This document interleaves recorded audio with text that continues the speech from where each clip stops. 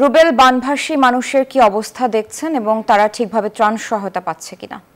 ধন্যবাদ আপনাকে। আমি এই মুহূর্তে যে স্থানটিতে দাঁড়িয়ে আছি এটা হচ্ছে ফেনীর পরশুরামের দুবলা চাঁদ গ্রামে। সেখানের মুহুরী নদীর ঠিক পাশে, বেড়িবাঁধের ঠিক পাশে এই গ্রামটি। আমার পেছনে যে দৃশ্য দেখতে পাচ্ছেন আপনি, একদম ধ্বংসাবশেষ। ৬-৭টি বাড়ির যা অবশিষ্ট রয়েছে, কিছু টিন আর কিছু কাঠের টুকরো ছাড়া বাকি কিছুই কিন্তু এখানে নেই। এই মুহুরী নদীর পাশে যে পুরাতন বেড়িবাঁধ, সেই বেড়িবাঁধ ভেঙে নতুন একটি বেড়িবাঁধ ছিল, সেই বেড়িবাঁধ ভেঙে, দুটি বেড়িবাঁধ ভেঙে প্রবল স্রোতে এইখানে যে বাড়িঘরগুলো, সেই বাড়িঘরগুলো কিন্তু বানের জলে ভেসে গিয়েছে।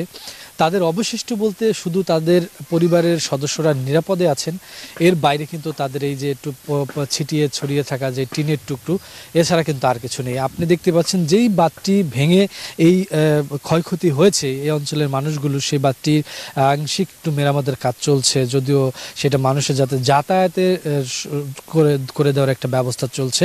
তবে এখানে যারা বানভাসী মানুষ রয়েছেন এই পরশুরামের এই দুবলা চাঁদ গ্রামে, তারা বলছেন যে যেই এ যাবৎকালের সবচেয়ে ভয়াবহ বন্যার পরিস্থিতি তারা দেখেছেন। মুহুরী নদী ফেলে ফুপে যেভাবে আগ্রাসী রূপ নিয়েছিল, তারপরে তবুও মানুষ যদি রক্ষা পেত, যদি নদী শাসন ব্যবস্থা আরও কঠোর হতো। এই জন্য তারা বলছেন যে হয়তোবা তাদের এই ক্ষয়ক্ষতি পুষিয়ে নেওয়ার জন্য তারা নিজেদের উদ্যোগে সেটা ঘোচাতে সম্ভব হবেন, কিন্তু পরবর্তী সময়ে বা এই ভয়াবহতার পুনরাবৃত্তি যাতে না ঘটে, সেই জন্য হলেও যাতে রাষ্ট্রের একটা কঠোর পদক্ষেপ কিন্তু এখানে নিতে হবে। তো সব মিলিয়ে এই পরশুরামে বানভাসী মানুষের বন্যা পরবর্তী যেই দুর্যোগ, সেটা কিন্তু সামনে এসেছে। নানাবিধ সমস্যার সম্মুখীন তারা হচ্ছে, সেখান থেকে বেরিয়ে আসার জন্য সময় লাগবে, পাশে মানুষকে দাঁড়াতে হবে। তো আমরা দেখাচ্ছিলাম বিভিন্ন গ্রামগুলো, সেই চিত্রই দেখছিলাম, এখন সেগুলো স্পষ্ট হচ্ছে। তো সব মিলিয়ে এই ছিল এই মুহূর্তে ফেনী থেকে।